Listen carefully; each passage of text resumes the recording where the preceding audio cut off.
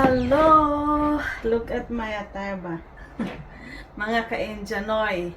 Ay, nandito ako ngayon sa aming backyard kasi ang tingnan mo naman yung aking grass ay matangkad na, mas matangkad pa sa akin.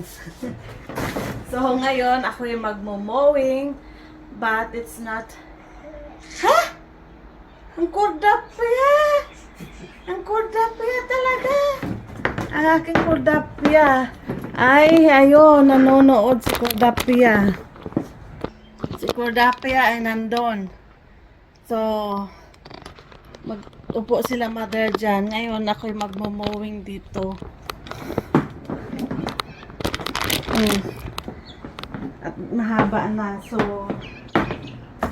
today's video ay magmo-mowing dahil matangkad na ang aking grass sa backyard. Baka lalagpas pa na to sa akin. Kung hindi ko ikakat ngayon. So, may grass cutter ngayon. Ayaw kong gumamit ng mowing kasi mas malaki pa sa akin, guys. So, ang gagawin ko is yung grass cutter. Kukunin natin sa small house. Small house. Dito sa amin. So, baka may snake. Nakatago. Minsan kasi sa Australia.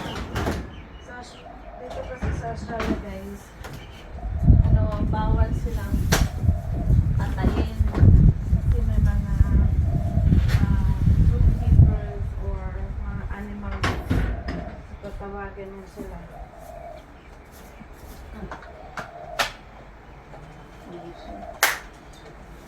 Ito na yung ating. Umpisahan na natin.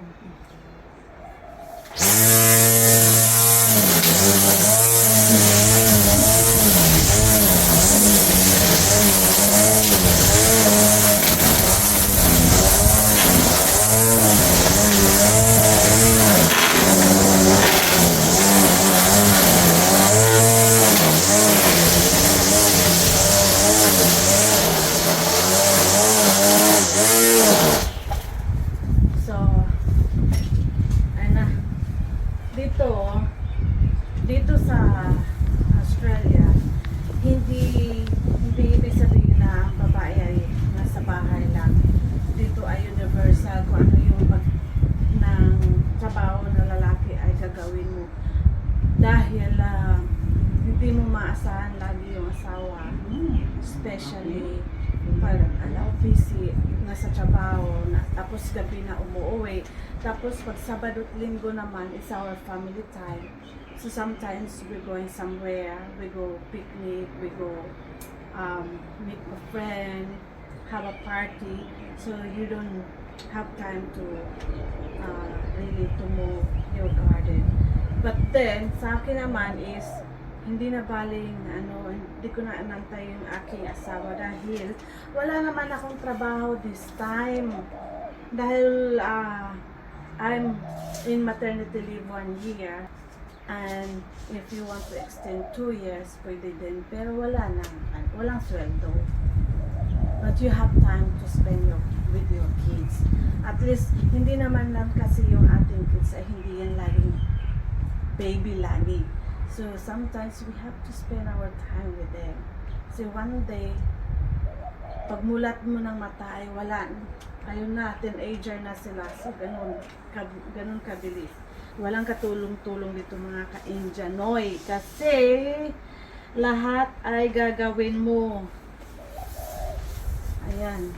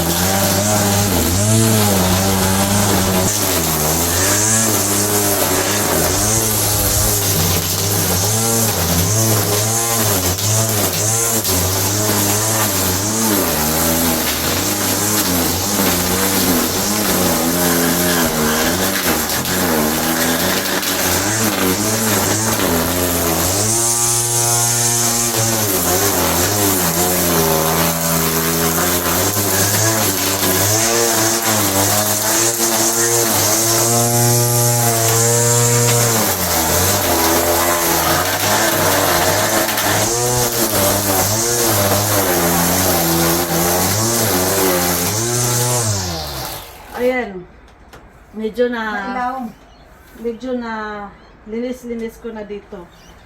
At yun na nga, nasabi ko nga sa inyo, pag hindi mo gagawin, ang trabaho ng lalaki ay maging jungle yung house nyo. At okay naman kasi kunti lang naman yung lilinisan ko, imumo lang naman, hindi naman mabigat na bubuhatin mo. So it's easy naman, it's not so, it's light only. So dito ay kailangan mo talagang gumawa something otherwise wala kasing katulong dito. At maliban na lang sa mayaman ay yung stars or what, dito sa Australia walang mayaman, walang mahirap, lahat ay pantay. Hindi ito kagaya sa Pinas na tingin mo pag mahirap ka na natatuhin ka ng mababa. Dito ay walang mahirap, walang mayaman. But then kung gusto mo talagang mag-hire ng katulong is pwede naman kasi may pera ka naman. Tulad sa akin, wala akong pera, so I have to do everything. But too expensive kasi pag dito, pag nag-hire ka ng katulong, at saka hindi iuuso dito ang katulong, guys. Kasi dito kasi per hour to pay, not like in Philippines that you have to pay for per month. So it's affordable only, but then the way of living here in Australia, it's not as Philippines. Here is you have to pay per hour. So it's cost you, like for example, you have to pay 37 per hour. So $37 per hour. So why would I pay for 37 per hour? Na wala talaga akong pera, di ba? So why would I do that if I can do small space? Wala yan, walang tamad, kaya walang tamad dito. Maliban na lang doon sa talagang tamad na feel nila na may katulong sila sa Pinas, pagdating nila dito ay they don't want it to do it because my living in Australia, in Philippines, I have katulong doon sa Philippines. Why would I have to do this when here, this work, this kind of job in here? But so marami din namang palamunin dito sa Australia, mga palamunin marami namang maroon man diyang tamad kasi na umaasa lang din sa government na hindi nagtatrabaho, which is marami din mga opportunity na makakapagtrabaho ka, kaso lang may tamad talaga. Hindi, ang gusto lang nila is someone na magbibigay sa kanila.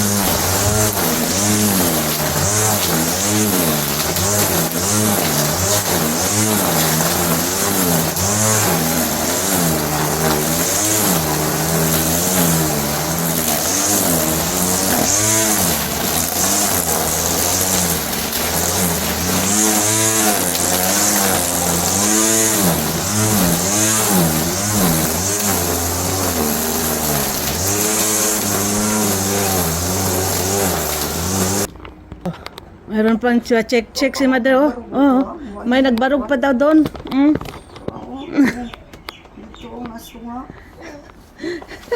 Hey!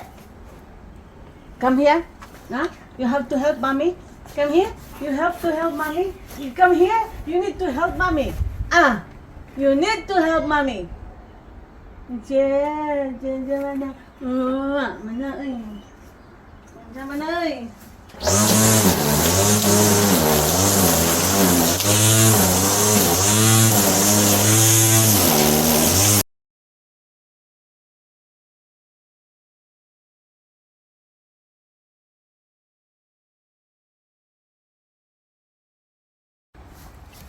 So dito pala ay nilalagay ko yung mga mowing at saka yung mga fertilizer na mga plants ko at yung mga net, yung net. So yun ang mga garden stuff ko dito ko nilalagay. At then pagkuha ko naman ito mga ka-Indianoy ay manakita ako ng ibon. Ayun, iwan ko kung bakit nakapasok yung ibon dito. O yun. Ayun. Siyang ibon nakapasok dyan sa loob. So, iwan ko. Siguro, gusto siguro niya maglimlim dyan sa loob. Then, nung nasarhan ko, siguro medyo kasi pag minsan, mahangin siya. Minsan mahangin to guys. Push siya. Pag hindi ko na ilock. Ay.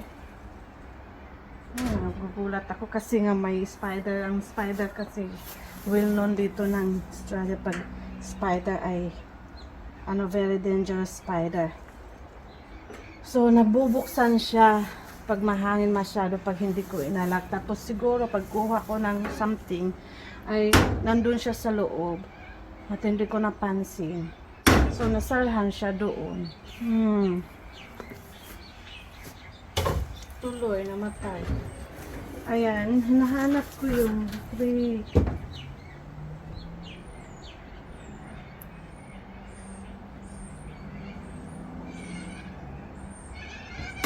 Anyway.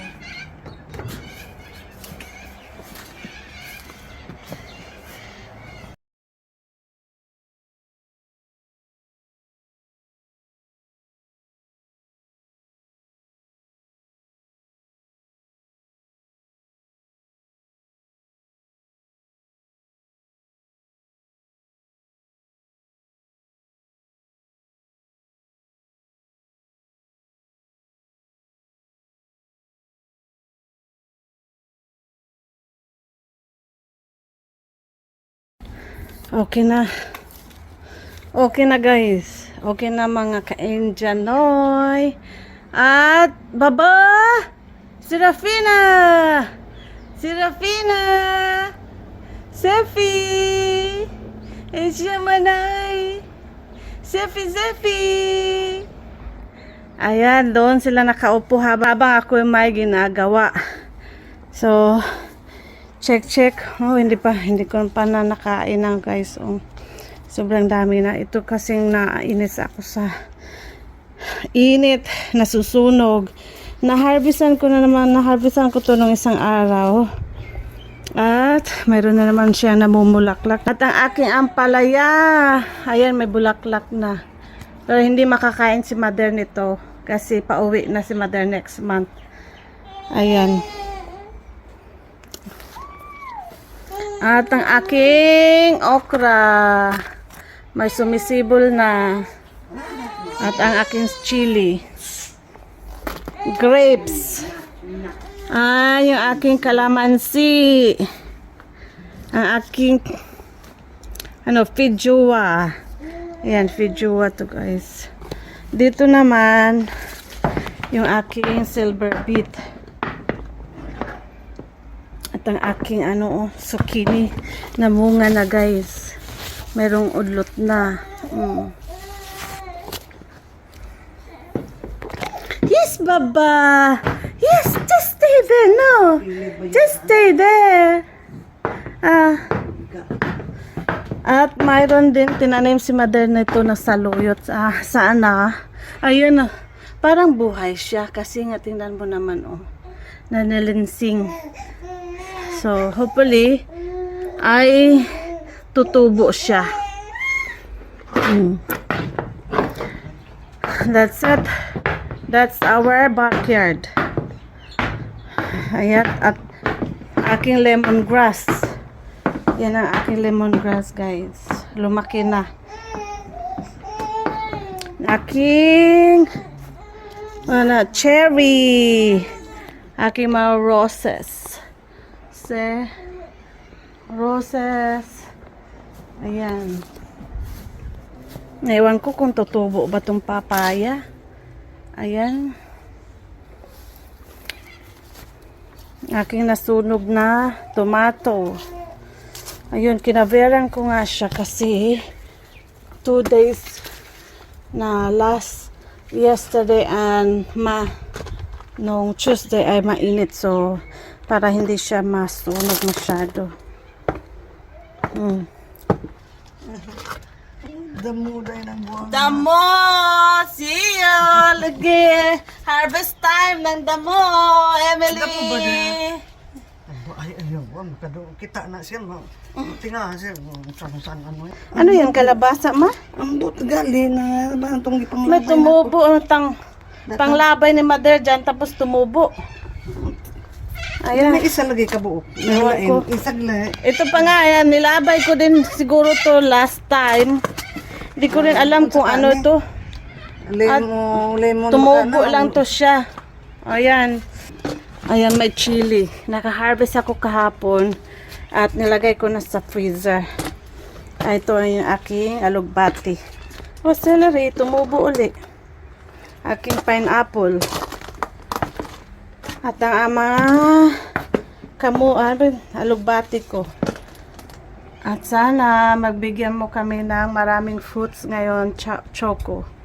So, ito yung choco ko. Yan. Medyo malinis na. Malinis na. Happy na. Happy na si Inday. Happy na ako. Ayun yung aking alugbati. So, kaling kamatis ako eh. Wala yata kulang yan sa vitamins. Hindi kasi ako nag-fertilize. Hindi ako nag-fertilize. O ba na butangan baya na? So that's it. Oh. Tingnan mo ang kamatis oh. tingnan mo ang spectators ko din oh. May bunga. And curry leaves. Lumaki na masyado. Ayan. Aking backyard. That's it. Now, punta naman tayo doon sa harapan. Kasi grassy na rin yun sa harapan. So, kailangan ko nung i-cut ko din yung grass doon sa harapan. So, see you there. So, dito naman na side is mga bulaklak, guys. Oh. Ayan. May tinanong bulaklak dito. Ito yung forever nag-last yung pink ko na flower. Ayan. So, let's go to the front.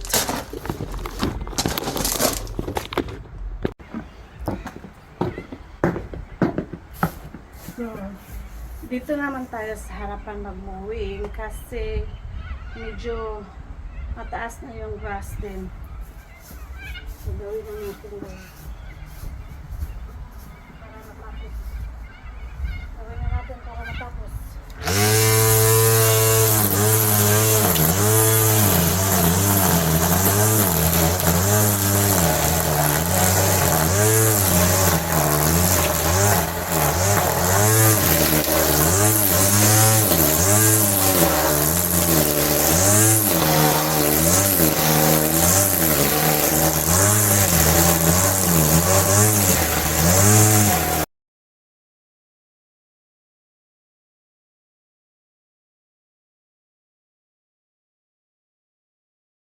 Na, natapos ko na rin ang aking gawain sa front yard.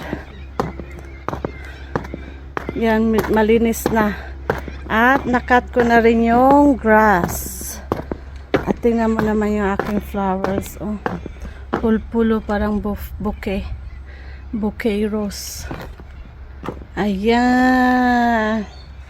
That's it.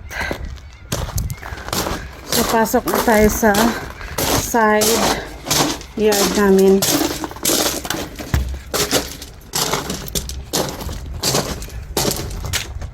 So dito ko nilalagay yung aking green bean. Kung saan ako magmumowing, dito ko nilagay.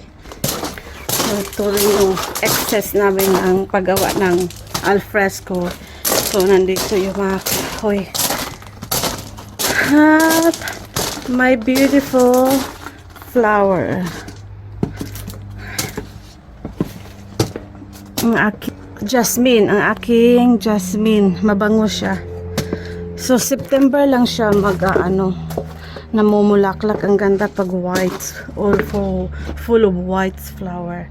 At ang aking bay leaves, nakaharvest na ni Mother. Tingnan mo, putol-putol kasi nga dalhin niya daw sa Pinas. Mahal daw yung bay leaves sa Pinas. So king bougainvillea naputol kasi nga natumba siya dati nung nag-holiday kami. Tapos pagbalik namin ay natumba na. At yung aking greeny backyard, full of vegetables. Full of vegetables talaga, no. So ito na yung aking okra, talong, ang aking potato tops. Ayan. At may nilagay na ako dito guys para at least magtulo-tulo na lang siya. Yan ang hinanda ko din kasi nga plano namin magbakasyon sa Pinas. So, try out ko lang siya kung mag-workout ba, mag-wet ba ang ang soil. So, ito yung okay, beetroot. Ayan. So, maganda na tingnan yung aking backyard. Pag may tiyaga, may magandang tanawin. So, malinaw na. Hindi na nakakasakit sa ulo at sakit sa mata. Tingnan yung aming backyard. So, this ba? Dito naman na side is vegetables. Ayan. So, alugbati, rosemary, may okra akong tinanim dyan yan. At chili. Ewan ko kung ano to kasi nga natubo lang yan siya. So, hindi ko nga pinatay. Ayan.